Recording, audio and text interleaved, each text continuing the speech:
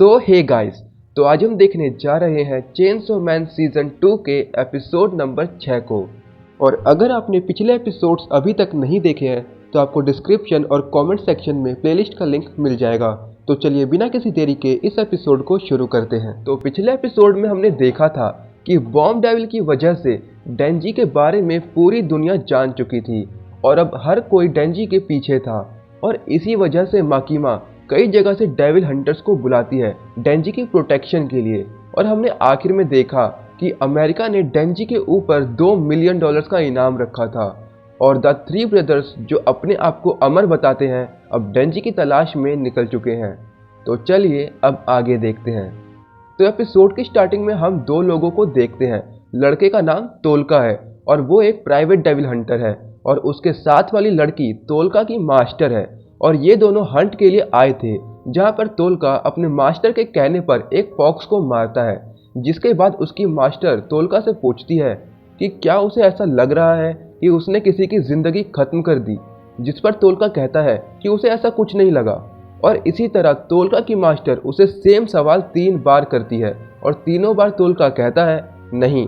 और फाइनली तोलका की मास्टर उसे डेंजी की फ़ोटो को दिखाते हुए कहती है उन्हें इस बार किसी डेविल को नहीं बल्कि एक 16 साल के लड़के को मारना है और इसके बाद उसका दिल उसके शरीर से बाहर निकालना है। जो सुनने के बाद तोलका थोड़ा सोचता है और फिर कहता है कि वो ये कर देगा। और तोलका की मास्टर कह रही थी इस जॉब के बाद वो डेविल हंटर की जॉब को छोड़ सकता है। और तोलका अपनी मास्टर को बोल रहा था कि उन्हें अपनी ज़िंदगी एंजॉय करनी चाहिए क्योंकि वो सिर्फ 6 महीने तक ही जिंदा रहेगी। और फिर हम दूसरी ओर चाइना के पावरफुल डेविल हंटर क्वांगसी को देखते हैं जो अपने 4 फील्ड्स गर्लफ्रेंड्स के साथ थी। और उसी वक्त क्वांगसी को भी डेंजी को मारने का ऑर्डर आता है, जिस पर जनरल क्वांगसी को मुंह बोला इनाम देने को तैयार थे। और क्वांगसी इनाम में अपने फील्ड्स फ्रेंड्स के लिए एजुकेशन और वो सारे अधिकार मांगती है जो एक नॉर्मल इंसान को दिए जाते हैं। और फिर हम माकीमा और किशिबे को देखते हैं जहाँ पर माकीमा क्वांगसी के जापान आने की खबर से काफ़ी परेशान थी और किशिबे भी क्वांगसी को नहीं देखना चाहता था। पर माकीमा ये भी सोच रही थी कि ना जाने कितने और स्ट्रॉन्ग असैसिन्स डेंजी के लिए आने वाले हैं। और सबसे बड़ी बात जो माकीमा को परेशान कर रही थी वो था जर्मनी का सेंटा क्लॉज। और माकीमा कहती है अफवाह कहती है कि सेंटा मर चुका है, पर अगर वो जिंदा हुआ तो वो यहाँ ज़रूर आएगा और फिर शायद हम कुछ भी ना कर पाएँ। और हम जर्मनी को देखते हैं जहाँ पर एक बूढ़ा आदमी अखबार पढ़ रहा था और उसी वक्त एक आदमी उसके पास आके कहता है क्रिसमस इस बार जल्दी आ गया है ना। जिस पर सेंटा पूछता है इस बार किसको गिफ्ट मिलने वाला है। तुम्हें चेनसो डेविल को लाना होगा और अगर तुम ऐसा कर पाए तो इनाम जो तुम बोलो। और सेंटा 4 खूबसूरत बच्चे मांगता है। और जब दूसरा आदमी सेंटा की इस डिमांड का रीज़न पूछता है जिस पर सेंटा बताता है 3 कॉन्ट्रैक्ट्स के लिए और 1 मेरी खुशी के लिए।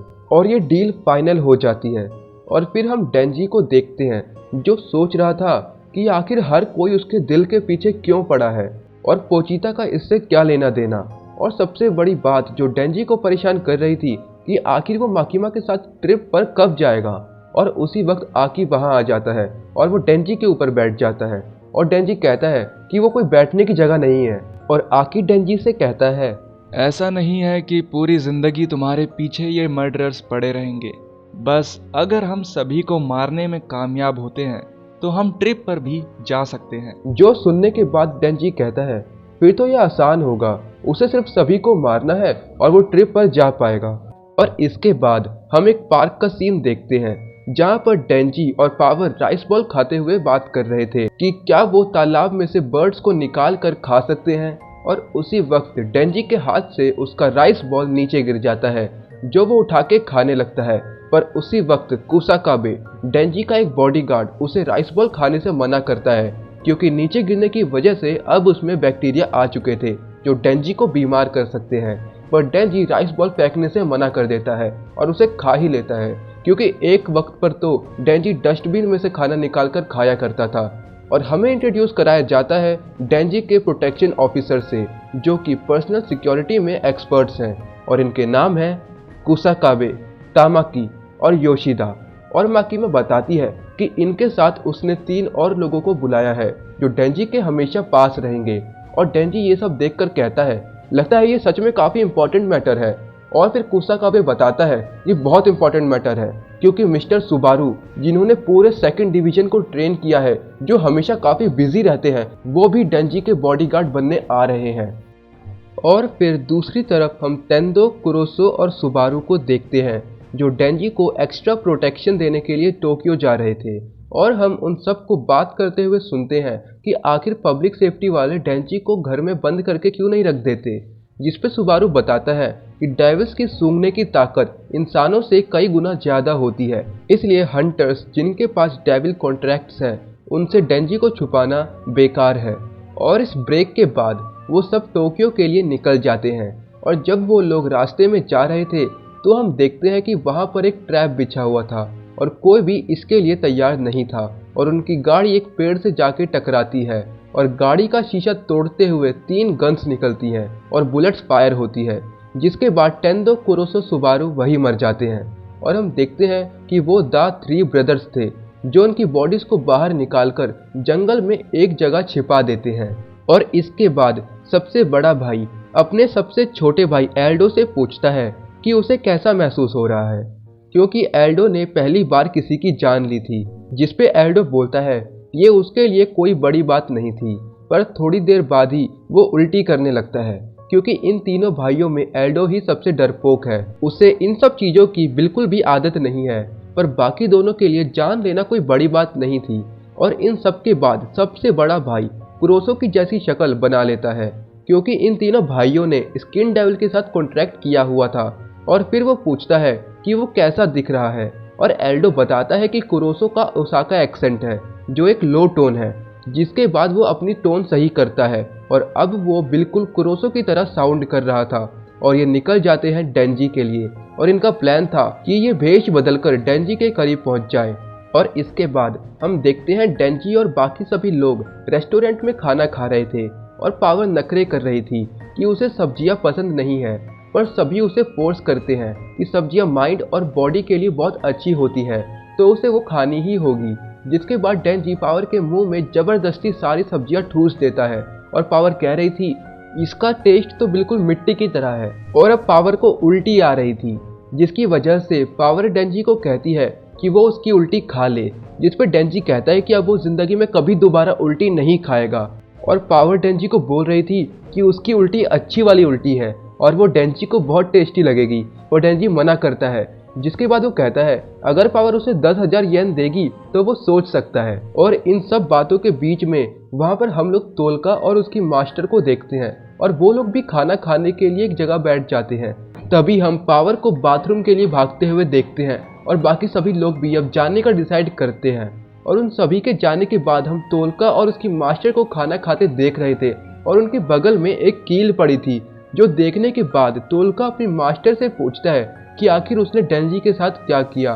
और हमें पता चलता है कि इसने कर्स डेविल के साथ कॉन्ट्रैक्ट किया है और ये डेंजी को 3 बार उस कील से स्टैब कर चुकी है, वो भी बिना किसी को एहसास हुए। और एक और स्टैब जिसके बाद डेंजी मर जाएगा और तोलका की मास्टर उसे 4था बार डेंजी पर करने के लिए कहती है।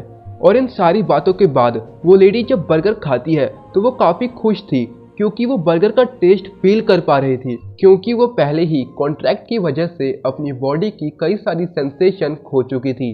और अपनी मास्टर को खुश देखकर तोलका भी खुश था। और इसके बाद हम देखते हैं कोबेनी और वॉयलेंस को, जो कि पेट्रोलिंग के दौरान एक ग्रेव्स डेविल को मारते हैं, जिसमें कोबेनी तो डेविल के पास भी नहीं आ रही थी, जिस पर वॉयलेंस एक ब्रेक लेने का डिसाइड करता है और कोबेनी भी यही चाहती थी।